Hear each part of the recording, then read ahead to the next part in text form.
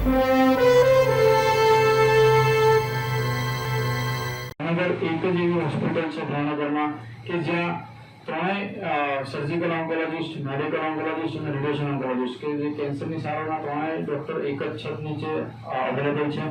અને હવે કેન્સરની સારવાર ઘણી બધી એડવાન્સ થઈ ગઈ છે, એટલે દરેક દર્દીને પહેલાંની તો પછી અનેક પ્રકારની વિવિધ સારવાર આપવાથી કેન્સરનું બહુ સારું પરિણામ મળી શકે.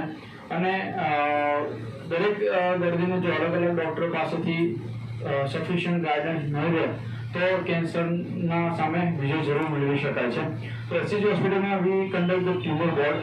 ટ્યુમર વોર્ડ એક લેટેસ્ટ કન્સેપ્ટ છે કેન્સરની સારવારમાં, કે જેમાં દરેક પેશન્ટનો case surgical oncologist, medical oncologist અને રેડિયેશન ઓન્કોલોજિસ્ટ ત્રણેય ડૉક્ટરો ભેગા મળે અને એમની ટીમ ભેગા મળીને ડિસાઇડ કરે કે કોઈ પણ દર્દી માટે કઈ સારવાર સૌથી ઉત્તમ છે અને એ પ્રમાણેની સારવાર દર્દીને આપવામાં આવે, જેથી દર્દીને દરેક ફિલ્ડમાં જે લેટેસ્ટ એડવાન્સમેન્ટ હોય તે દરેક સારવારનો લાભ મળી શકે. તો હાલ ભાવનગર ખાતે એકમાત્ર એસસીજી હોસ્પિટલ ભાવનગરમાં ટ્યુમર બોર્ડની ફેસિલિટી અવેલેબલ છે. અને અહીં ભાવનગર એસસીજીમાં મેડિકલ ઓન્કોલોજીમાં અહીં આપણે કિમોથેરાપી ઉપરાંત ટાર્ગેટેડ થેરાપી અને ઇમ્યુનોથેરાપીની સારવાર પણ અવેલેબલ છે. અને હાલ ઇમ્યુનોથેરાપીની દ્વારા ઘણા દર્દીઓને ખૂબ જ સારું પરિણામ જોવા મળેલું છે. Thank you. હોસ્પિટલ ભાવનગરમાં રેડિયેશન થેરાપી ચાલુ છે. રેડિયેશન થેરાપી જે છે મેઇનલી એક્સરે દ્વારા થતી ટ્રીટમેન્ટ છે. આપણે જનરલી છાતીના એક્સરે, સીટી સ્કેન આપણે કરાવતા હોઈએ, એમાં જે એક્સરે યુઝ થાય છે એના દ્વારા આપણે કેન્સરની સારવારમાં પણ એનો ઉપયોગ થાય છે.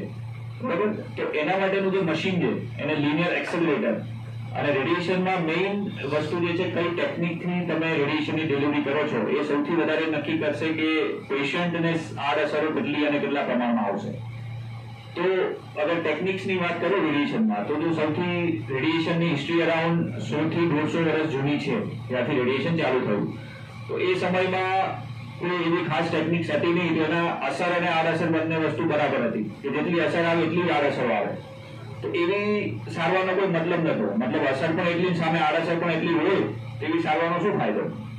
તો પછી ધીરે ધીરે એ વસ્તુમાં એડવાન્સમેન્ટ આવતું ગયું. બરાબર? અને પછી જે નવી નવી ટેકનિકો આવી એમાં જે અસર અને આડઅસરનો જે રેશિયો છે એમાં ચેન્જ આવતો, જેમાં આડઅસરો ધીરે ધીરે ઓછી થવા માંડી.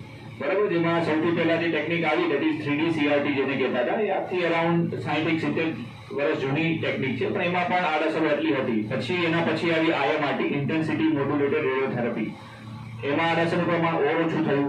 એના પછી આવી VMAT therapy, volumetric modulated arc therapy, એમાં આડઅસર ઓછી થઈ. અને જે અત્યારની છે સૌથી લેટેસ્ટ ટેકનિક જેને કહેવાય રેડિયેશનની, જેને કહેવાય IGRT, image guided radiotherapy. SCG hospital ભાવનગરમાં જે આપણી પાસે રેડિયેશનનું મશીન છે એ મશીન ફૂલ્લી ઇક્વિપ્ડ મશીન છે, જેમાં દરેક ટેકનિકથી અત્યાર સુધીની જે સૌથી લેટેસ્ટ ટેકનિક છે IGRT, એનાથી પણ આપણે સારવાર કરી શકીએ છીએ. તો વોટ ઇઝ IGRT? શું છે IGRT?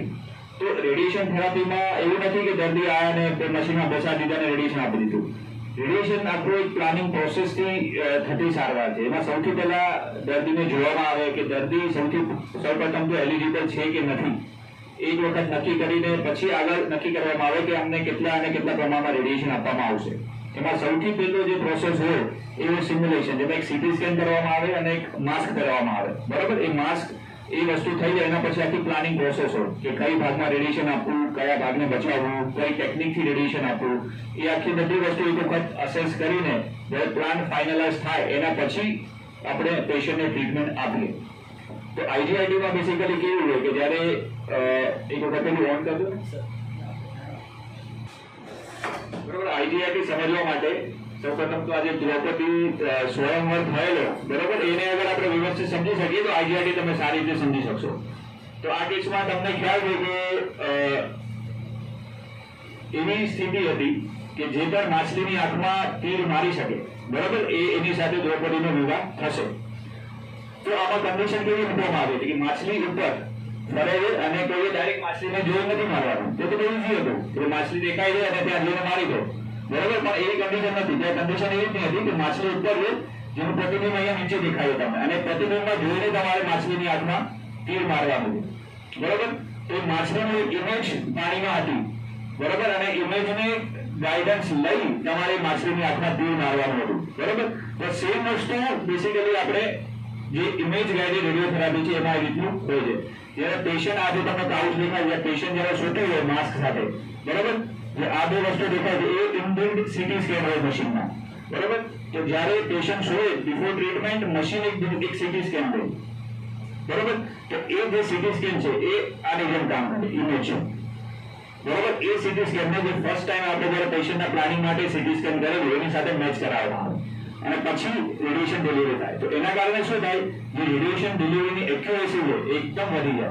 જે ભાગમાં આપણે રેડિયેશન આપવાનું હોય પર્ટિક્યુલરલી તમે ફોકસ કરીને એ જ ભાગમાં રેડિયેશન આપી શકો અને અનનેસેસરી જે આજુબાજુના નોર્મલ ઓર્ગન છે જ્યાં કેન્સર નથી એને તમે મેક્સિમમ પ્રમાણમાં બચાવી શકો.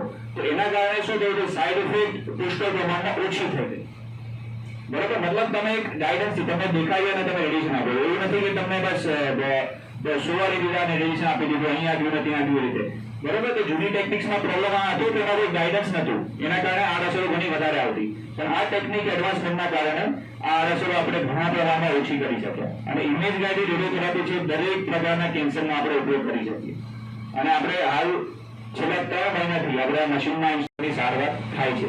બીજો એક ફાયદો જે ઇમેજ ગાઇડન્સનો જે છે રેડિયો સર્જરી ઓપરેશન, બરોબર? આપણે જનરલી ઓપરેશનમાં ચીરફાડ થતી હોય, ટાંકા લાગતા હોય અને આ તે બધી વસ્તુ, પણ આ ટેકનિકથી રેડિયો સર્જરી પોસિબલ બની, જેમાં કોઈ કાપાકૂપીની કશી જ વસ્તુ નહીં અને સ્ટીલ તમે કેન્સરને એકદમ ખતમ કરી શકો, બરોબર? એ સર્જરી જેવું કામ કરે બેસિકલી. એમાં પર્ટિક્યુલર ટ્યુમર અને દરેક વસ્તુના ક્રાઇટેરિયા હોય એ પ્રમાણે આખી સારવાર કરાવાતી હોય. પણ એ વસ્તુ ઇમેજ ગાઈડન્સ આવ્યાથી વસ્તુ પોસિબલ બની જે પહેલાના સમયમાં નથી. અત્યાર સુધી અમે અહીંયા કમસે કમ 5 રેડિયો સર્જરી કરી ચૂક્યા છીએ અને એના પરિણામ ઘણા સારા છે.